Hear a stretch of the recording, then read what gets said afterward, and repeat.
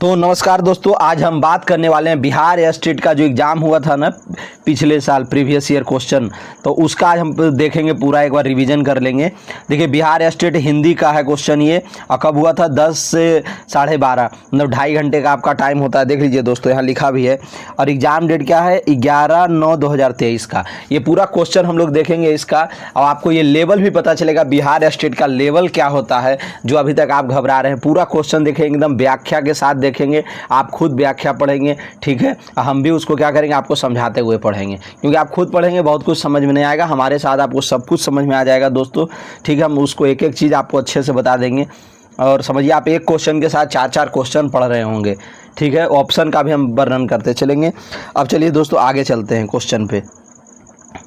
देखिए, एग्जाम हुआ था 11/9/2023 को। तो पहला प्रश्न आपके सामने है, पीताम्बर शब्द का संधि विच्छेद। तो इससे क्या पता चलो दोस्तों, संधि विच्छेद से क्वेश्चन आता है आपके एग्जाम में। संधि विच्छेद को आप एक कागज पे नोट कर लिए कि संधि विच्छेद पढ़ना है अच्छे से।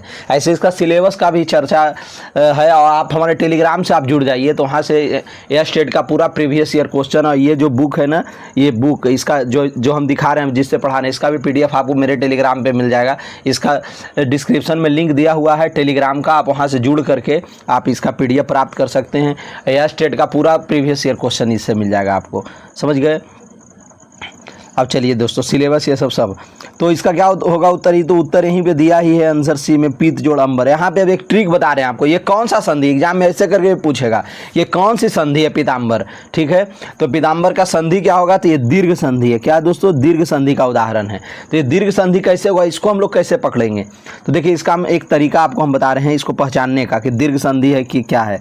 देखिए दोस्तों, इसका बीच में देखिए आ लगा हुआ है, ता में ता लगा हुआ है ना बीच में, तो बीच में क्या लगा हुआ है, त में आ लगा हुआ है। तो ता, जब आ लग गया तो आ क्या, एक तरह का दीर्घ ही तो है। अरे आ क्या है, एक प्रकार का दीर्घ स्वर है ना। तो आ जब लग गया, इसका माने दीर्घ स्वर संधि हो जाएगा। क्या हो जाएगा, दीर्घ स्वर संधि।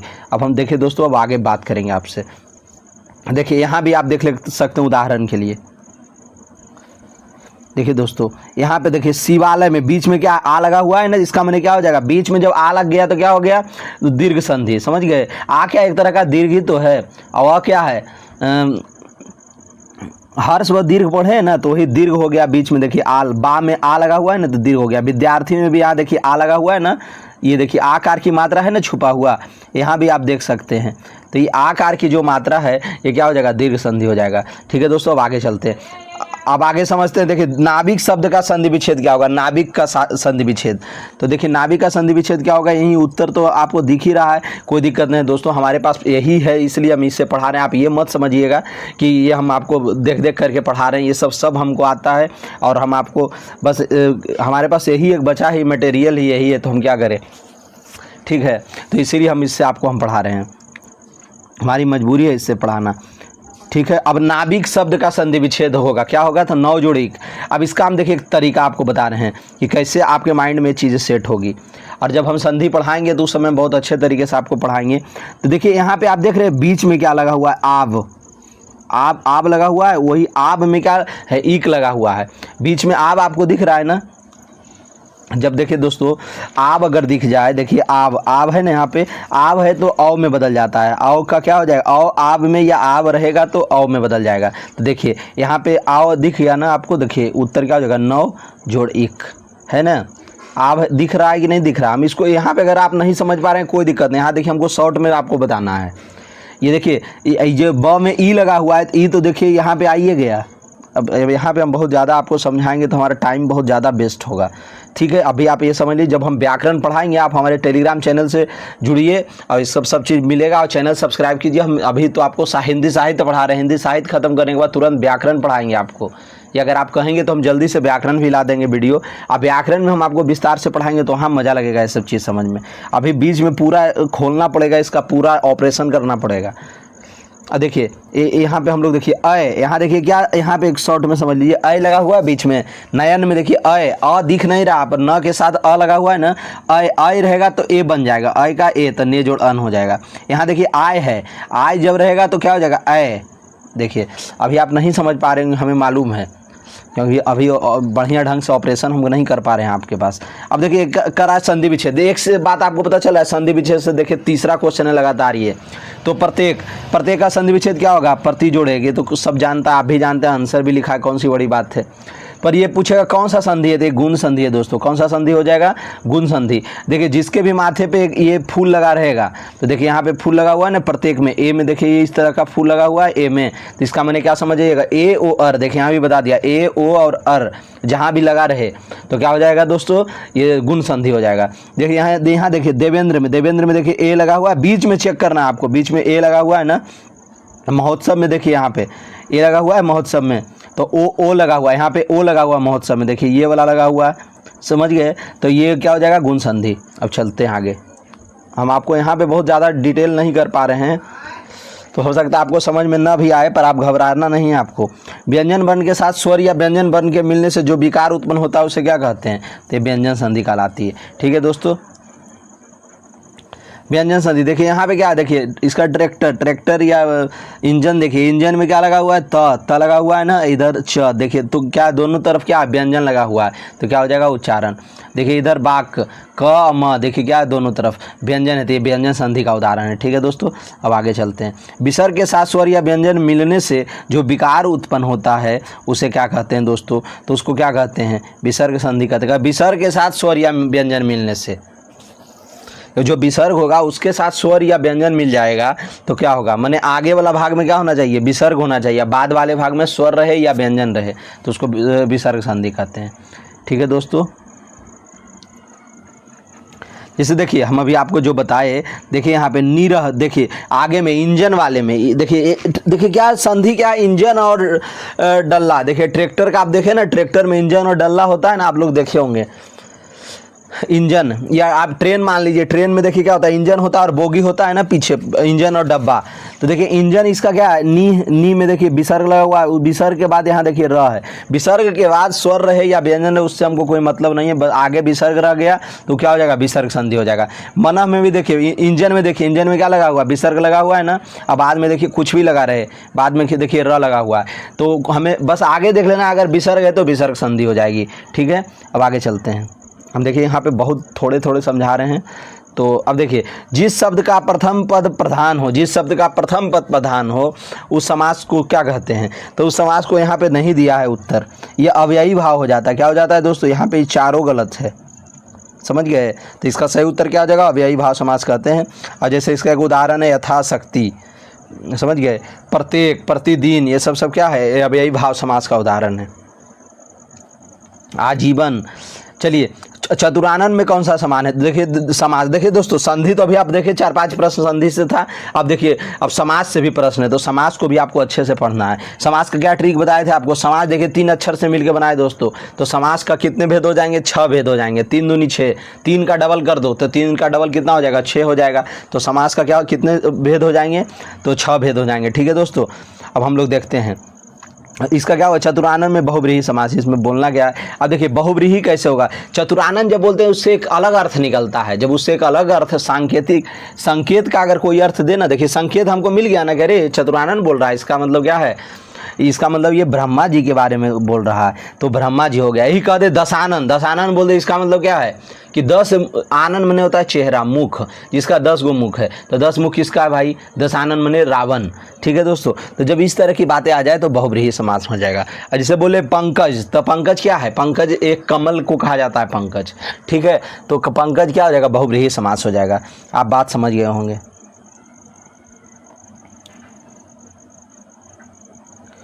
अब देखिए यहीं पे अगर बोल दे आपको चतुर्भुज, तो चतुर्भुज से क्या होता है, जिसकी 4 भुजा होती है, तो अर्थात विष्णु जी, तो ये सब बहुव्रीहि हो जाएंगे।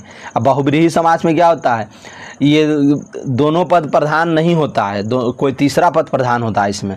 ठीक है, वही या अन्य पद की प्रधानता होती है। देखिए कह रहा है ना, समास में आए पदों को छोड़कर जब किसी अन्य पद की प्रधानता, अन्य पद में जो तीसरा पद है उसकी प्रधानता होती है।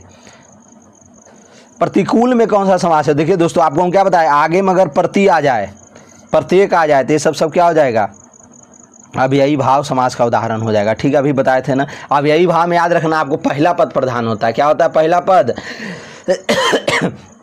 पहला पद प्रधान होता है। ट्रिक इसका देख लीजिए दोस्तों, पहला पद देखिए, पहला पद में अ है ना, तो अ क्या है, एक तरह से अ आई में अ सबसे आगे आता है, तो इसीलिए अव्ययी भाव को क्या करेंगे, इसका पहला पद प्रधान कर देंगे। ये कुछ ट्रिक बना लीजिए कि इसमें पूछा जाएगा कौन सा पहला पद किसमें प्रधान होता है, कौन सा दूसरा पद प्रधान होता है, तो इसमें क्या होगा, अ आगे लगा हुआ अ मने क्या है, अ ई का पहला अक्षर क्या होता है, अ होता है, तो इसलिए अ से बना देंगे, इसका पहला पद क्या है, प्रधान है, क्योंकि अ है भाई सबसे आगे आने वाला, इसका नहीं प्रधान हो गया। तो अव्ययी भाव समास का पहला पद क्या होता है दोस्तों, प्रधान होता है। इस ट्रिक से याद कर लेंगे। अभी हम बहुत सारा ये सब व्याकरण में पूरा ट्रिक से आपको हम पढ़ाएंगे, तब आप घबराइएगा मत। अभी हम साहित्य पे क्लास ले रहे हैं, अगर आप कहेंगे तो हम व्याकरण पे भी लेंगे, कोई हमें समस्या नहीं है। अब देव जो महान है, यह किस समास का उदाहरण है, देव जो महान है किस समास, देव जो महान है। देखिए दोस्तों, जब जो लगा दे, जो अगर कहीं पे लगा दे आपके वाक्य में, वाक्य बना करके, तो ये क्या हो जाएगा, कर्मधारय समास का उदाहरण हो जाएगा। किसका उदाहरण हो जाएगा, कर्मधारय का। ठीक है दोस्तों, याद रखिएगा। ठीक है, देव जो महान है कर्मधारय समास का। इसमें पहला पद विशेषण होता है। क्या होता है, पहला पद विशेषण और दूसरा पद विशेष।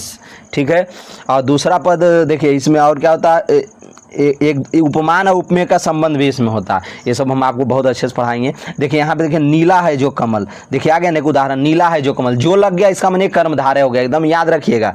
जो लग गया इसका माने, जिसका अगर लग गया, जिसका, देखिए एक ट्रिक याद रखिएगा, जो अगर लग गया तो जो क्या हो जाएगा, कर्मधारय। और अगर लिख दिया जिसका, अगर लिख दिया दोस्तों जिसका बीच में, जैसे अगर लिख देखिए, चार आनन है जिसका, तो मैंने चतुरानंद, चार जिसका अगर लगा दे तो बहुब्रीहि, और जो लगा दे तो कर्मधारय। याद रखिएगा ये ट्रिक हमारा। ठीक है दोस्तों, तो नीला है जो कमल, अब देखिए यहीं पे हम आपको समझा देते हैं। नीला क्या है, नीला क्या है, विशेषण है, और कमल क्या है, विशेष है। क्योंकि जो भी रंग होता है ना, रंग सब क्या होता है, विशेषण होता है। आपको हम बहुत अच्छे से बता रहे हैं, रंग क्या होता है दोस्तों, विशेषण। तो नीला हो जाएगा विशेषण, और कमल क्या हो जाएगा, विशेष। विशेष माने जिसकी विशेषता बतलाई जा रही है, तो कमल की विशेषता बतलाई जा रही है कि कमल कैसा है, तो नीला है। देखिए हम अच्छे से आपको हम समझा दिए। ठीक है, अब देखिए यहाँ पे गद्यांश आ गया था, गद्यांश पे तो हम लोग अभी दिमाग नहीं दौड़ाएंगे ज़्यादा। देखिए फिर से गद्यांश है,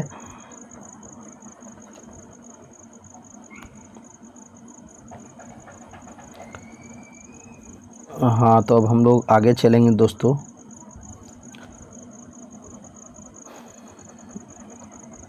चलिए फिर भी हम लोग एक यहाँ से देखते चलते हैं। परिजन में उपसर्ग क्या है, परिजन में उपसर्ग क्या है। देखिए आ ही गया हम लोग का आराम वाला क्वेश्चन है तो इसे इसी पे आधारित, गद्यांश पे आधारित, पर इस पे देख लेते हैं हम लोग। परिजन में क्या हो जाएगा, उपसर्ग, परी हो जाएगा। क्या होगा, परी जोड़ जन, जोड़ इसमें नहीं लगाना, मैं कैसे ही बता रहे हैं। तो इसको जब देखिए आपको उपसर्ग और प्रत्यय, इसका भी हम तरीका आपको हम बताएंगे। उपसर्ग माने आगे होता, उपसर्ग माने आगे होता, और प्रत्यय माने पीछे, प से प्रत्यय और प से पीछे। तो किसी भी शब्द के जो पीछे में लगा होता है ना, वो प्रत्यय कहलाता है, क्योंकि पीछे से क्या बन गया, प्रत्यय। प से प्रत्यय, प से पीछे। तो याद आप रख लीजिएगा, जब प्रत्यय पीछे होता है तो मतलब एक इसका भाई है कौन, उपसर्ग, तो उपसर्ग आगे होगा। बात आप समझ गए ना। तो देखिए अब पर्यावरण को अलग रख कीजिए, मतलब आपको अगर करना है ना उपसर्ग प्रत्यय छाटना है, क्या होगा, तो उसका आप क्या कर दीजिए, संधि विच्छेद कर दीजिए, ऑटोमेटिक पकड़ा जाएगा वो। देखिए पर्यावरण, परी जोड़ आवरण, तो परी क्या हो जाएगा, उपसर्ग होगा। परी क्या हो जाएगा दोस्तों, उपसर्ग। समझ गए। अब चलिए अब आगे चलते हैं। न्याय का विलोम क्या होगा, न्याय का विलोम अन्याय हो जाएगा। ये तो जान ही रहे हैं भाई, सब कौन सी बड़ी बात है। शब्दों के सार्थक मेल को क्या कहा जाता है दोस्तों, शब्दों के सार्थक मेल को वाक्य कहा जाता है। क्या कहा जाता है, शब्दों के सार्थक मेल को वाक्य। अब वाक्य कितने प्रकार के होते हैं, रचना के आधार पे वाक्य 3 प्रकार होते हैं। रचना, देखिए रचना 3 अक्षर से मिलकर बना है, रचना। रचना के आधार पे वाक्य भी 3 भेद, सरल वाक्य, संयुक्त वाक्य, मिश्र वाक्य। एकदम आराम से इस सब बात को आप याद रख लीजिए। आप कल कहाँ गए थे, किस वाक्य का उदाहरण है आप कल कहाँ गए थे बताइए दोस्तों, प्रश्नवाचक वाक्य है। क्या है, देखिए कहाँ गए थे, प्रश्न सूचक बात लग गया ना, तो ये क्या हो जाएगा। देखिए वाक्य का 2 आधार होता है, एक दृष्टि के आधार पे, रचना के आधार पे क्या होता है, वाक्य कितने भेद होते हैं, रचना के आधार पे। तो रचना तो खुद का नाम 3 अक्षर से मिलके बने हैं, तो रचना के आधार पे 3 वाक्य होते हैं, सरल वाक्य, संयुक्त वाक्य, मिश्र वाक्य। पर एक और होता है अर्थ के आधार पे वाक्य के भेद। तो अ से अर्थ, अ से 8, याद रखिएगा दोस्तों मेरा ट्रिक, अ से अर्थ, अ से 8। ठीक है, तो अर्थ के आधार पे कितने भेद हो जाएंगे, 8 भेद हो जाएंगे। तो आपको अच्छे से क्या कर लेना है इसमें दोस्तों, याद कर लेना है। तो ये देखिए 8 भेद यही सब हैं, यहाँ पे पूरा लिखा नहीं है, पर ये अर्थ के आधार पे है प्रश्नवाचक वाक्य, ठीक है। एक है निषेधवाचक, इच्छावाचक, संकेतवाचक। तो यहाँ उत्तर क्या हो जाएगा, प्रश्नवाचक। जैसे तुम्हारा नाम क्या है, तो देखिए यहाँ पे प्रश्न लग गया ना, जहाँ प्रश्न लग गया जिस वाक्य में, समझिए वो प्रश्नवाचक वाक्य है। अब चलिए अब आगे चलते हैं इसमें। अब शुद्ध वाक्य बताइए इसमें दोस्तों। तो शुद्ध वाक्य, मुझे घर जाना, ये क्या हो गया, शुद्ध वाक्य हो गया। प्राण निकल गया, प्राण निकल गया, प्राण क्या है, एक तरह का बहुवचन शब्द है, याद रखिएगा। प्राण क्या है, बहुवचन शब्द है, तो प्राण निकल गए होना चाहिए था। लता मेरी लड़की है, ये गलत है। अब चलिए, वह छत से गिर गया, ये सब गलत है। शुद्ध वाक्य क्या होगा इसमें, मुझे घर जाना है। कर्म के अनुसार क्रिया के कितने भेद होते हैं, कर्म के अनुसार 2 भेद होते हैं, एक सकर्मक और एक अकर्मक, ठीक है। तो सकर्मक और सब जानता है, आप भी जानते होंगे। कर्म के आधार पे कितने भेद होते हैं क्रिया के, 2 भेद, सकर्मक और अकर्मक, ठीक है। सकर्मक अकर्मक पहचानने का ट्रिक यहीं पे आपको बता देते हैं। कर्म पहचानने का ट्रिक है दोस्तों, अब क्या और किसको, क्या और किसको किसी भी वाक्य में आप लगा देंगे तो क्या हो जाएगा, वो कर्म आप पहचान लेंगे, ठीक है। अब जैसे देखिए यहाँ पे तो दिया भी नहीं उदाहरण, हम अपने तरफ से उदाहरण आपको बता देते हैं। जैसे कह दे कि वह खाता है, तो वह खाता है क्या हो जाएगा, ये अकर्मक हो जाएगा, क्या हो जाएगा, अकर्मक। पर यही अगर कह दे कि वह आम खाता है, तो इसमें क्या हो जाएगा, इसमें क्वेश्चन बनाइए, वह क्या खाता है, तो क्या का उत्तर क्या आ गया, आम। तो आम खाता है, तो आम क्या हो जाएगा, यहाँ पे कर्म हो जाएगा, तो ये सकर्मक क्रिया हो गया। चलिए यहाँ पे आपको बहुत कुछ समझ में नहीं आ रहा है, कोई बात नहीं, घबराइएगा मत, जब हम पूरा इसका व्याकरण पढ़ाएंगे तब तो आपको समझ में आएगा। यहाँ तो हमको शॉर्ट में बता के निकलना है जल्दी जल्दी। देखिए किस समास में उत्तर पद प्रधान, उत्तर मने बाद का पद, उत्तर मने बाद का पद, ठीक है। उत्तर मने बाद वाला, और पूर्व मने पहले वाला पद। एक होता है पूर्व पद, एक होता है उत्तर पद। तो पूर्व पद मने पहला, देखिए प से पूर्व, प से पहला, पहला पद को ही पूर्व पद कहते हैं, उत्तर पद को बाद वाला अंतिम पद कहते हैं। तो बताइए कि किस में होता है, तत्पुरुष में होता है, ठीक है दोस्तों। अब कर्मधारय में तो कोई पद का कोई बात नहीं होता, इसमें विशेषण विशेष का संबंध होता है, या उपमेय उपमान का।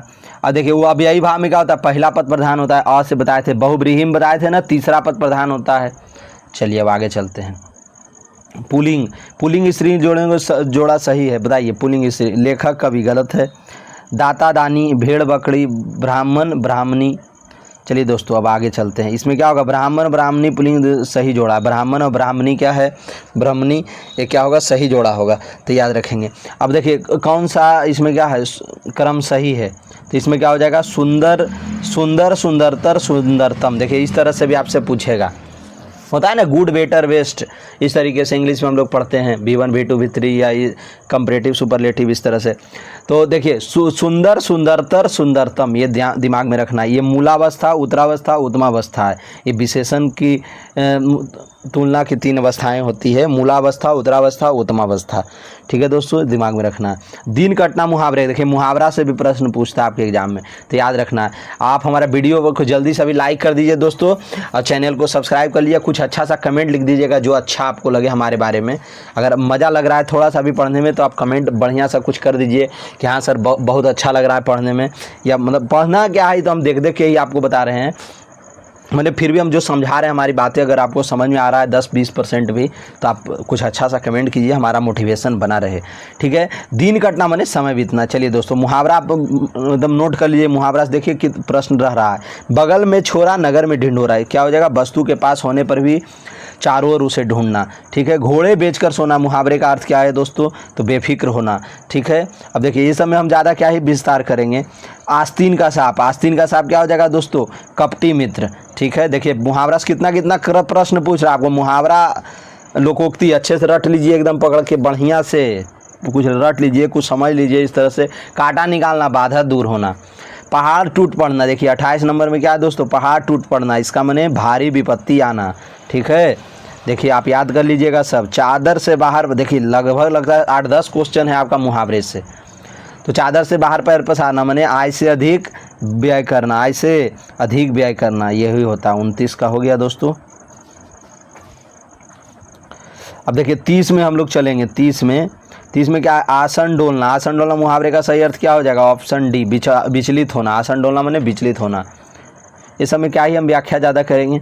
बाघ, कौन सा बाघ अशुद्ध है, अशुद्ध कौन सा है, गलत कौन सा है, बताइए। अशुद्ध माने गलत, तो संतोष को क्षमा कर दो। क्षमा देखिए गलत भी लिखा हुआ है, ठीक है, तो ये हो जाएगा गलत। कौन सा बाघ अशुद्ध है, अशुद्ध माने ये भी गलत। देखिए शुद्ध अशुद्ध वाक्य का भी आप ज़्यादा से ज़्यादा प्रैक्टिस कर लीजिएगा, क्योंकि यहाँ से भी प्रश्न आपके एग्जाम में पूछा जा रहा है। तो रेडियो की उत्पत्ति किसने की है? आविष्कार, यहाँ क्या होना चाहिए? रेडियो का आविष्कार किसने किया? ठीक है, चलिए। तो कौन सा वाक्य अशुद्ध है? देखिए दोस्तों, अशुद्ध वाक्य बताइएंगे इसमें, तो ऑप्शन डी, खरगोश को काट कर गाजर खिलाना। नहीं, गलत है। खरगोश को काटिए देंगे तो खरगोश तो मर जाएगा ना जी। तो गाजर काट कर खरगोश को खिलाओ, समझ गए ना। कौन सा वाक्य अशुद्ध है अब इसमें बताइए? 34 नंबर में, 34 का सी हो जाएगा। विद्यालय के दाएं बड़ा सा मैदान है, इसका क्या होगा? विद्यालय के दाईं ओर बड़ा सा मैदान है, ये होना चाहिए। अब देखिए कौन सा वाक्य अशुद्ध है? देखिए दोस्तों, कौन सा वाक्य अशुद्ध है? तो ये सी होगा, बहुत जल्दी वापस लौट आया। तो देखिए इसका क्या हो जाएगा? वह बहुत जल्दी लौट आया। वापस और लौटना एक ही बात होता है, वापस और लौटना एक ही बात है। तो इसको क्या लिखना चाहिए? जल्दी लौट आया। ठीक है। कौन पदबंध के अंतर्गत शामिल नहीं है? तो क्या होगा दोस्तों? देखिए पदबंध, अब देखिए आगे चलते हैं। पदबंध में देखिए कौन कौन सा पदबंध होता है? समास पदबंध पदबंध के अंतर्गत शामिल नहीं है। क्या क्या है? संज्ञा, सर्वनाम, विशेषण, क्रिया और क्रिया विशेषण। तो यही 5 पदबंध होते हैं। पदबंध इतना बढ़िया से पढ़ाएंगे कि आप लोग को इससे डर लगता होगा। हम ऐसा पढ़ा देंगे कि आपको डर खत्म कर देंगे इससे। ठीक है दोस्तों, पर अभी हमको थोड़ा सा पढ़ाने दीजिए, मौका तो दीजिए हमको। आप लोग वीडियो को लाइक जल्दी से कर दीजिए और कुछ अच्छा सा हमारे बारे में कमेंट कीजिएगा। तो संज्ञा, सर्वनाम, 5 पदबंध होते हैं, आप याद रख लीजिएगा। देखिए ठीक है दोस्तों, अब आगे चलते हैं। देखिए इसका भेद कैसे, कभी कभी भेद पूछ देगा, कितना भेद होता है? तो प से पदबंध, देखिए प से पदबंध और प से 5, माने पदबंध का कितना भेद है? 5 भेद है। ये ट्रिक सेट कर लीजिए अपने माइंड में। प से पदबंध और प से 5, इसका 5 भेद होता है। लगातार चल दीजिए, संज्ञा, सर्वनाम, विशेषण, क्रिया, क्रिया विशेषण। ये पार्ट्स ऑफ स्पीच पढ़े ना, तो लगातार क्रिया विशेषण तक आ जाइए। हो गया, मिल गया, और क्या। ठीक है 5। अब चलिए, अब दरवाज़ा खोला जा सकता है, इसमें रेखांकन शब्द में कौन सा पदबंध है? देखिए दोस्तों, दरवाज़ा खोला जा सकता है, इसमें कौन सा क्रिया पदबंध है? क्या? खोला जाना। खोलना माने क्या होता है? क्रिया ही तो है खोलना। तो खोलना क्रिया है, तो क्रिया पदबंध हो गया। ठीक है दोस्तों, अब आगे चल। देखिए पदबंध को आपको अच्छे से पढ़ना है। आपके एग्जाम में पदबंध से कितना प्रश्न देखिए है। ठीक है। फुटबॉल खेलकर चला गया, तो ये क्रिया, खेलना माने क्या? क्रिया पदबंध हो गया। ठीक है दोस्तों, अब देखिए नाव में पानी डूबती चली गई, तो चली गई क्या करा? चली गई। चली गई कौन सा पदबंध है?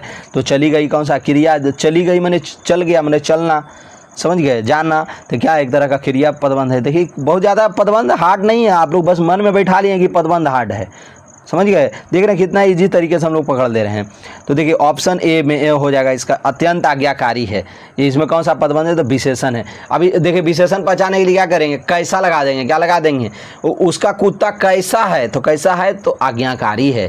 ठीक है, तो कैसा लगा देंगे तो विशेषण मिल जाएगा। आपको विशेषण खोजने आना चाहिए। विशेषण मिल गया, बस पदबंध मिल गया कि कौन सा पदबंध है। यहाँ तो अंडरलाइन करके दे ही देता है। देखिए अंडरलाइन कर दिया ना, अत्यंत आज्ञाकारी, तो विशेषण पदबंध हो जाएगा। ठीक है दोस्तों, आगे चलती है। रमा से रोया नहीं जाता है। रमा से रोया नहीं जाता, कह रहा इसमें कौन सा? रोया नहीं जाता। देखिए बाच आ गया, आपको बाच भी दोस्तों अच्छे से पढ़ लेना है।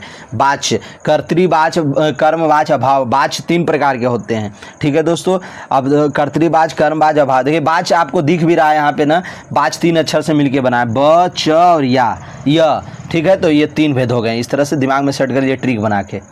अब चलिए देखिए, ये बाच भाववाच हो जाएगा। क्या हो जाएगा? रोया नहीं जाता। जब निगेटिव सेंस में आ जाएगा ना, जैसे मुझसे चला नहीं जाता, मुझसे किताब पढ़ा नहीं जाता, उससे खेला नहीं जाता, जब इस तरह से निगेटिव बात आ जाए ना कि नहीं किया जाता, असमर्थता का बोध हो, तो क्या हो जाएगा? भाववाच हो जाएगा। ठीक है दोस्तों, अब चलते हैं। आपने सुंदर पेंटिंग बनाई है, कौन सा वाच हो जाएगा? तो इसमें होगा कर्मवाच। क्या बनाई है? तो पेंटिंग बनाई है। क्या बनाई है? जब वाच पकड़ने, कर्मवाच पकड़ने के लिए क्या करना होगा? हमें कर्म का ध्यान रखना होगा। कर्म पहचानने के लिए बता दें क्या और किसको का जवाब मिल जाए तो क्या हो जाएगा? ये मिल जाएगा आपको। ठीक है दोस्तों, तो कर्मवाच, कर्मवाच में क्या है? ये देखिए आपने सुंदर पेंटिंग बनाई, आपने सुंदर क्या बनाई, तो क्या का उत्तर क्या मिल गया हमको? पेंटिंग। तो क्या का जो उत्तर मिल गया ना, वो क्या हो जाएगा?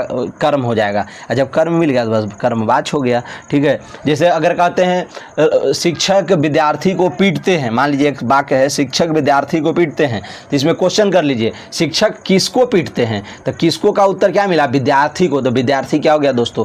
कर्म हो गया। तो क्या और किसको का जवाब जो दे देगा ना, हो गया। अब यही कहते हैं कि विद्यार्थी किताब पढ़ता है, तो विद्यार्थी क्या पढ़ता है, तो क्या का उत्तर क्या मिला, किताब पढ़ता है। तो मैंने किताब मिल गया ना, क्या का उत्तर किताब, तो इसका मैंने क्या का कर्म हो जाएगा, ठीक है, किताब कर्म हो जाएगा। और उधर शिक्षक विद्यार्थी को पीटते हैं, तो किसको पीटते हैं, विद्यार्थी को, तो विद्यार्थी यहाँ पे कर्म हो जाएगा, ठीक है। किसको का उत्तर मिला था। चलिए यहाँ पे भी आपको समझ में नहीं आया, डरना नहीं है। बाच का शाब्दिक अर्थ क्या होता है दोस्तों, बाच का बोलने का विषय क्या हो जाएगा, बोलने का विषय। 43 हो गया ना। अब देखिए धीरे धीरे हम लोग कर लेंगे, 100 क्वेश्चन करना है, तो आप लोग घबराइएगा मत, अभी हम प्रयास हम करा ही के चलेंगे। देखिए बोलने का विषय, देखिए अब चलिए आगे चलते हैं। भाववाच का उदाहरण कौन है, अभी बताए थे ना, निगेटिव सेंस जहाँ आ गया, निगेटिव वाला, नकारात्मक बातें, देखिए उठा नहीं जा, बच्चा से उठा नहीं जाता, क्या हो जाएगा, ये हो जाएगा, ठीक है। सोनार गहने बनाता है, तो क्या बनाता है दोस्तों, तो सोनार गहने बनाता है, तो इसमें क्या हो जाएगा ना, ये कर्तरीवाच हो जाएगा। क्या हो जाएगा दोस्तों, कर्तरीवाच। कर्तरीवाच में भी क्या होता है, कर्म होता है, और कभी कभी कर्म नहीं भी होता है कर्तरीवाच में।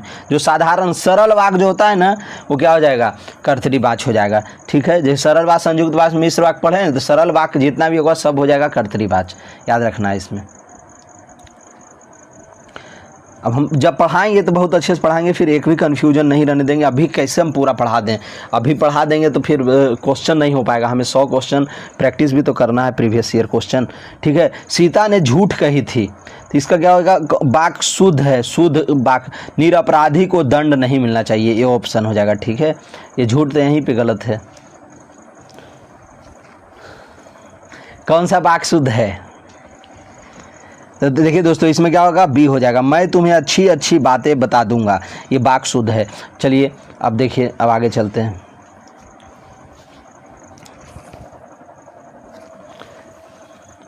और बाकी गलत है, ठीक है।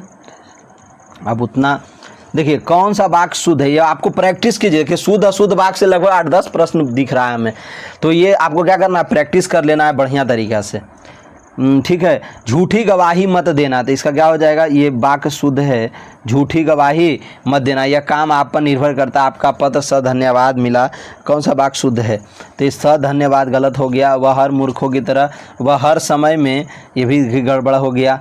यह काम आप पर निर्भर करता है, ये भी गड़बड़। चलिए कौन सा वाक्य शुद्ध है, देखिए कितना क्वेश्चन आ रहा है। शुद्ध अशुद्ध वाक्य का आप क्या कहेंगे, जितना ज़्यादा से ज़्यादा प्रैक्टिस करेंगे तो आपको खुद पता चलते जाएगा। हिंदी में हम में से प्रत्येक विद्यार्थी की मातृभाषा, हिंदी हम में से प्रत्येक विद्यार्थी की मातृभाषा है। चलिए रचना के आधार पर वाक्य के कितने भेद हैं, तो रचना के आधार पे 3 भेद हैं। कितने भेद हैं, अभी बताए थे दोस्तों, र च ना 3 अक्षर से मिलकर बना। एक अर्थ के आधार पे वाक्य भेद होते हैं, तो अ से अर्थ, अ से 8 भेद होते हैं अर्थ के आधार पे, ठीक है। 50 क्वेश्चन हो गया दोस्तों। चलिए शब्द शक्ति के भेद हैं, कितने भेद हैं, शब्द शक्ति के 3 में से सभी हो जाएगा, समझ गए। अभिधा लक्षणा व्यंजना, ये 3 हो जाएगा, अभिधा लक्षणा व्यंजना, ठीक है दोस्तों। चलिए अब आगे चलते हैं। व्यंजना शक्ति से जो अर्थ निकलता है, व्यंजना शक्ति से जो अर्थ निकलता है उसको क्या कहते हैं, तो ये व्यंग कहते हैं। ब से व्यंजना, ब से व्यंग, याद रखिएगा, व्यंजना माने व्यंग, ठीक है। अब आगे चलते हैं। अर्थबोध कराने के संदर्भ में कौन सा कथन सत्य है, इसका उत्तर क्या हो जाएगा दोस्तों, ऑप्शन बी। देखिए हम बहुत ज़्यादा विस्तार नहीं कर रहे हैं, ऐसा मत समझिए कि हमको आ नहीं रहा है, पर क्या 100 क्वेश्चन करना है, 100 में काफ़ी टाइम लग जाएगा, इसलिए हम यहाँ पे बहुत ज़्यादा विस्तार नहीं, प्रीवियस ईयर क्वेश्चन हम आपको बस दिखाने का प्रयास कर रहे हैं कि आप देख लीजिए कि कैसा क्वेश्चन आता है, कहाँ कहाँ ज़्यादा आता है, ठीक है। जैसे आप संधि देख लिए, समाज देख लिए, अशुद्ध अशुद्ध, मुहावरा, ये सबसे कितना ज़्यादा प्रश्न था। बाच से प्रश्न था, पदवंश से था, तो ये सब टॉपिक को आप नोट कर लीजिए कागज़ पे, अब आप यही सब चीज़ को अच्छे से पढ़ लीजिए, हो गया आपका काम। समझ गए दोस्तों। लक्षणा शब्द शक्ति व्यंजना पर आश्रित होती है, ठीक है। ये कह रहा है कौन सा कथन सत्य है। चलिए दोस्तों अब आगे चलते हैं। काव्य शास्त्र के अनुसार शब्द में अर्थ कितने प्रकार से हो सकते हैं, तो इसका क्या हो जाएगा, 3 प्रकार। कौन कौन, अभिधा लक्षणा व्यंजना, ठीक है। शब्द में अर्थ 3 प्रकार के होते हैं। भिखारी को देखकर राधा बोली, भिखारी को देखकर राधा बोली महाराज आ रहे हैं, तो क्या हो गया, ये व्यंजना है, ये एक तरह का क्या है, व्यंग है। आप खुद देख लीजिए इसको पढ़ करके। भिखारी को देखकर राधा बोली महाराज आ रहे हैं, तो महाराज ये उल्टा हो गया ना, व्यंग किया जा रहा है। तो ये सब तो समझ ही लेंगे, इसमें हम बताएंगे आपको क्या। काव्य में जहाँ शब्द के कारण रमणीयता हो, क्या हो, शब्द के कारण रमणीयता हो, और शब्द परिवर्तन से काव्य सौंदर्य, शब्द के कारण रमणीयता हो और शब्द परिवर्तन से काव्य सौंदर्य क्षीण हो जाए। ठीक है, तो ये शब्द के कारण जब रमणीयता हो जाएगा तो क्या हो जाएगा दोस्तों, ये शब्दालंकार हो जाएगा। ठीक है, ठीक, देखिए तो हम लोग का अलंकार कितने प्रकार का होता है, शब्दालंकार, शब्दालंकार, अर्थालंकार और उभयालंकार। ठीक है, अब आगे चलते हैं। बीनू पग चले सुनय बिनु काना, कर बिनु कर्म करे विधि नाना। देखिए ये इसका क्या होगा, विभावना अलंकार। देखिए बिनु जब लगा दिया ना आगे, बिनु से क्या बन गया, विभावना, बिनु और विभावना। इस तरह से दिमाग में माइंड सेट कर लीजिए। जब हम विस्तार से पढ़ेंगे तो आपको हम सब बताएंगे अलंकार के बारे में। अभी हम बहुत ज़्यादा डिटेल नहीं करने के पक्ष में हैं, क्योंकि फिर आपका टाइम बहुत ज़्यादा वेस्ट हो जाएगा। अभी हम बस प्रीवियस ईयर क्वेश्चन दिखा रहे हैं। चारू चंद्र की चंचल किरणें खेल रही थी जलथल में, कौन सा अलंकार है दोस्तों, तो आप देख लीजिए अनुप्रास अलंकार। अनुप्रास में क्या होता है, जो वर्ण की आवृत्ति होती है, वर्ण बार बार रिपीट होता है। तो यहाँ भी आप देख सकते हैं कि च देखिए बार बार रिपीट हो रहा है ना, देखिए च क्या हो रहा है, बार बार रिपीट हो रहा है। चलिए अब हम ज़्यादा नहीं यहाँ करेंगे। यहीं पे देखिए एक और उदाहरण यहाँ पे नीचे दे दिया है, तरनी तनुजा तट तमाल तरुवर बहुछाए, त बार बार आ रहा है, तो ये सब क्या हो गया, अनुप्रास अलंकार का उदाहरण है। नहीं प्राग नहीं मधुर मधुर नहीं, विकासु यही काल, अली कली ही सो बंदे। आगे कौन है, हिंदी साहित्य का क्वेश्चन है, बिहारी लाल कहे थे, समझ गए, जय सिंह के दरबारी कवि थे तो जय सिंह को कहे थे। नहीं पराग नहीं मधुर मधुर नहीं, विकासु ही का। अब चलिए ज़्यादा नहीं करेंगे, अन्योक्ति अलंकार हो जाएगा। क्या हो जाएगा दोस्तों, अन्योक्ति अलंकार। अब जैसे क्षमा शोभती उस भुजंग हो जिसके पास गरल, उसका क्या जो दंतहीन विषहीन विनीत सरल हो, अन्योक्ति अलंकार हो गया। अब देखिए माँ के सूची उपकारों का जीवन में अंत नहीं, इसका क्या होगा, इसमें प्रतीप अलंकार हो जाएगा। ठीक है दोस्तों, देखिए अलंकार अब आपको अच्छे से पढ़ना है। अलंकार से देखिए कितना प्रश्न है। गंध मैंने पिया मदहोश कोई और हुआ, कौन सा अलंकार है, तो असंगति अलंकार। असंगति हुआ ना कि गंध मैंने पिया मदहोश कोई और, या संगत वाली बातें हो रही है, तो असंगति अलंकार। दृग ऊर्जत टूटत कुटुम, ये सब जब आ जाए तो क्या समझिएगा, ये भी असंगति अलंकार है। अर्थालंकार के बिना सरस्वती विधवा के समान है। अर्थालंकार के देखिए क्या हो जाएगा, वेद व्यास इस कथन को कहे हैं। कौन बोले हैं, वेद व्यास। दोस्तों याद रखिएगा, अलंकारों का शिरोरत्न माना जाता है। अलंकारों का शिरोरत्न कौन माना जाता है, उपमा अलंकार। याद रखिएगा, ये एकदम इंपॉर्टेंट प्रश्न है आपके लिए। बुर्रुक्ति प्रकाश अलंकार किस अलंकार का दूसरा नाम है, तो इसका हो जाएगा विप्सा। क्या हो जाएगा दोस्तों, विप्सा।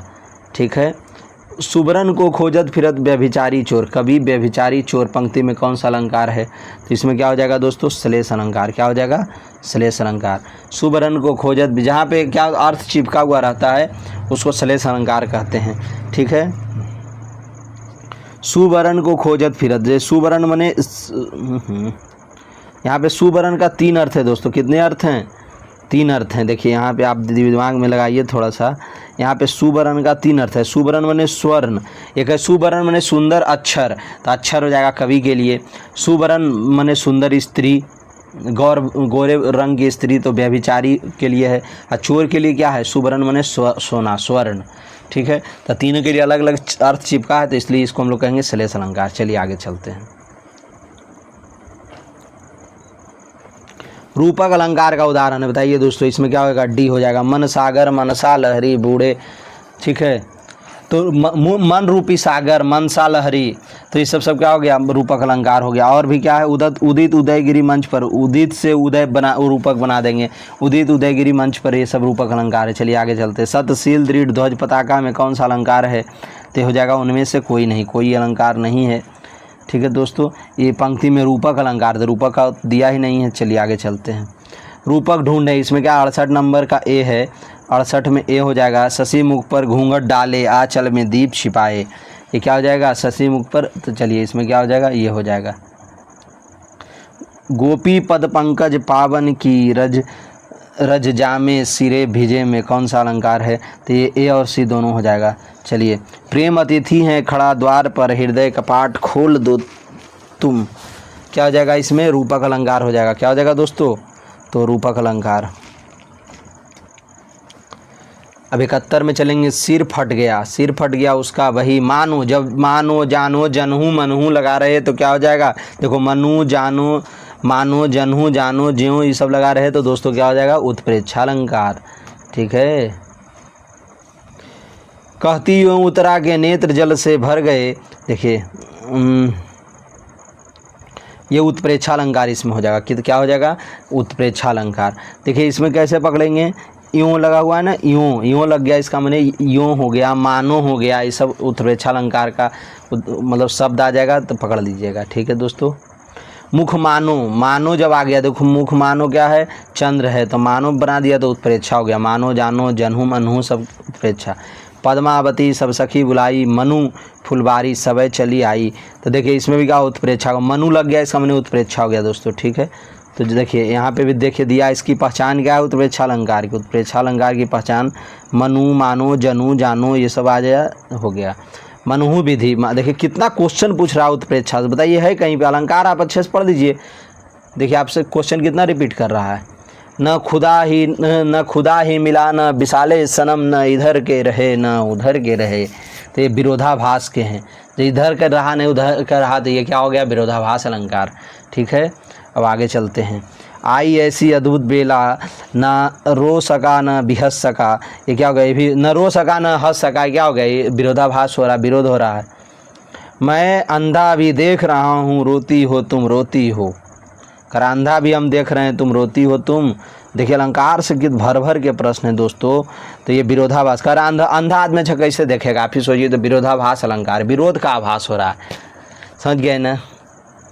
और देखिए हम लोग आगे चलते हैं। जल उठो फिर सींचने को, इस पंक्ति में कौन सा अलंकार हो जाएगा, विरोधाभास हो जाएगा। क्या हो जाएगा, विरोधाभास अलंकार। जल उठो फिर सींचने को, अरे भाई जब जलिए जाएगा तो फिर सींचेगा कैसे। ठीक है। तो विरोधाभास हो गया। सुलगती अनुराग की आग जहाँ, जल से भरपूर तड़ाग वहाँ, तो भाई ये उत्प्रेक्षा और ये कितना ज़्यादा उत्प्रेक्षा अलंकार और विरोधाभास अलंकार तो भर दिया है आपके एग्जाम में। तो अलंकार से हमको लगता है 12-13 प्रश्न है। छंदों के कितने अंग होते हैं दोस्तों, तो छंदों के कितने अंग होते हैं, तो मात्रा, यति, गति, तुक, गण, तो कितने होते हैं देख रहिए ना, मात्रा, यति, गति 5 अंग होते हैं। कितने अंग होते हैं, तो 5 होना चाहिए था, पर आयोग ने इसका उत्तर 8 माना है। अब देखिए क्या ही हम कहें। उ ए ऐ कौन सा वर्ण है, उ ए ऐ कैसे कौन सा वर्ण है, दीर्घ है। ठीक है दोस्तों, क्या है, दीर्घ है। इसी में देखिए आ लगा दीजिए, बड़ी ई लगा दीजिए, बड़ी ऊ लगा दीजिए, ये सब क्या है, दीर्घ संधि, ये दीर्घ वर्ण है। स्वर एक होता है हर्ष और एक होता है दीर्घ। दीर्घ में 7 होता है, हर्ष कितने होते हैं, 4 होते हैं हर्ष। ठीक है। अब आगे चलते हैं। संयुक्त स्वर और उनसे मिले व्यंजनों में कौन सा वर्ण होता है, इसमें क्या हो जाएगा दोस्तों, बी हो जाएगा, गुरु वर्ण। ठीक है, याद रखिएगा। यगन में कुछ अच्छा सा कमेंट कर दीजिएगा पॉजिटिव हमारे बारे में कि हाँ सर अच्छा लग रहा है। आज तो बहुत अच्छा हो सकता है नहीं लग रहा होगा आपको, कोई बड़ी बात नहीं, क्योंकि हम यहाँ पे बहुत ज़्यादा आपको हम डिस्क्राइब नहीं कर रहे हैं। क्योंकि व्याकरण में जब तक हम आपको कॉन्सेप्ट नहीं देंगे ना पूरा जड़ से, एकदम रूट लेवल से, एकदम नीचे से, 0 लेवल से, तब तक आप नहीं समझ पाएंगे। इसीलिए हम यहाँ पे बहुत ज़्यादा नहीं कर रहे हैं। तो एक लघु, यगन में क्या होता है, 1 लघु और 2 गुरु होते हैं। ठीक है दोस्तों। देखिए क्या होता है, गणों की संख्या 8 होती है। यगन, मगन, यमाता, राज, भानस इसका ट्रिक है। यम, त, र, जगन, भगन, नगन, सगन ये सब होते हैं। क्या होते हैं, गणों की 8 संख्या होती है। नगन, देखिए नगन में कितने लघु और गुरु वर्ण होते हैं, तो ये होता है। ठीक है। नगन में 3 लघु वर्ण होते हैं, गणों की संख्या 8 होती है। यह माता, राजभाना, देखिए ट्रिक बता दिया है। करा बार्निक छंद कौन है, उठो जागो भारतवासी।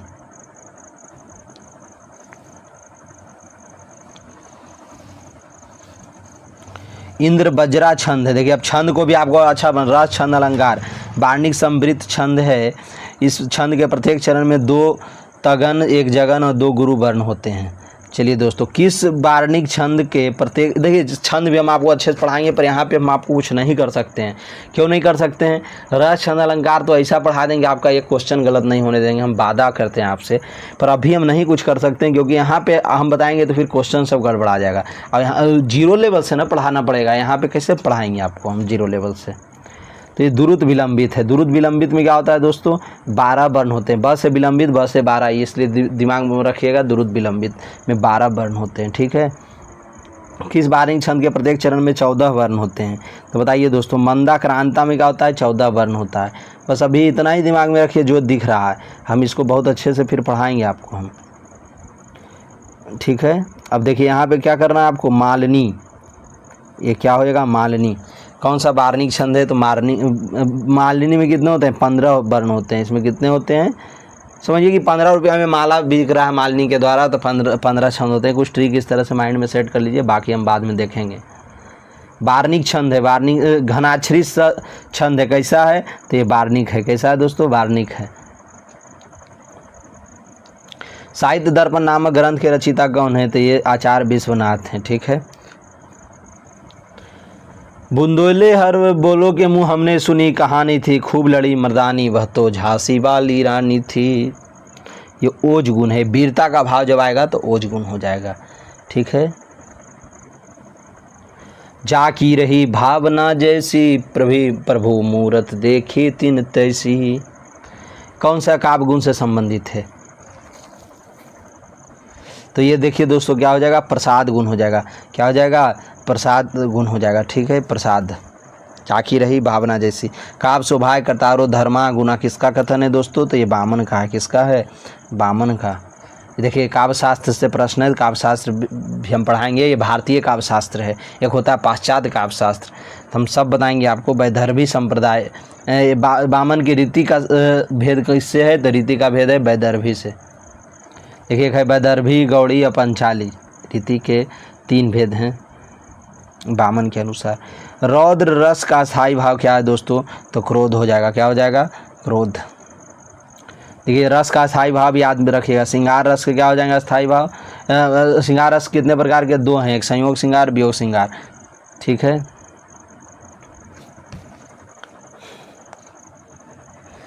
वियोग श्रृंगार का दूसरा नाम क्या है? विप्रलंभ श्रृंगार, ठीक है। अब आगे चलते हैं। थके नयन रघुपति छवि देखे, बी का श्रृंगार रस है, ठीक है दोस्तों। अब उस 100 नंबर में वाक्यम रसात्मकम काव्यम किसकी परिभाषा है? तो आचार्य विश्वनाथ की। इसे देखिए हम आपको यहाँ पे हम बस ये दिखाने का प्रयास किए हैं दोस्तों कि प्रीवियस ईयर क्वेश्चन कैसा था, आपको कहाँ कहाँ फोकस करना है। तो यहाँ से हम लोग एक चीज़ अब हम लोग माइंड में ले लेते हैं कि कहाँ कहाँ है, आपको क्या क्या चीज़ इसमें पढ़ना है। आप लोग पहले ये समझिए, रस छंद अलंकार को अच्छे से पढ़ लीजिएगा दोस्तों, ठीक है।